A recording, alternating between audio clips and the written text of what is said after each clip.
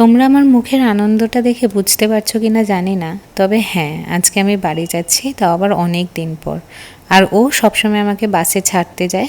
যতক্ষণ না বাসটা ছাড়ে ও কিন্তু দাঁড়িয়ে ওয়েট করে আমার জন্যে। তারপরে ও চলে গেল ওর কাজের দিকে, আর আমি চলে গেলাম বাড়িতে।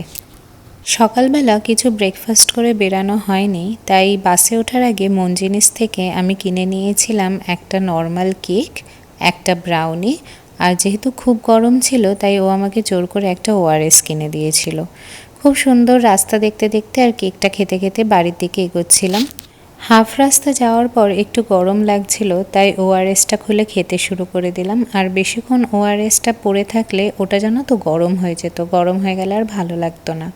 বাড়িতে ঢুকেই সবথেকে পছন্দের খাবারটা নিয়ে বসে পড়লাম, চা আর রুটি। আর এই কাপটা আমি মাকে দিয়েছিলাম মাদার্স ডেতে। অনেক দিন পর মেয়ে বাড়ি ফিরেছিল বলে সেদিনকে কিন্তু আমার মা অনেক কিছু লাঞ্চে বানিয়ে রেখেছিল।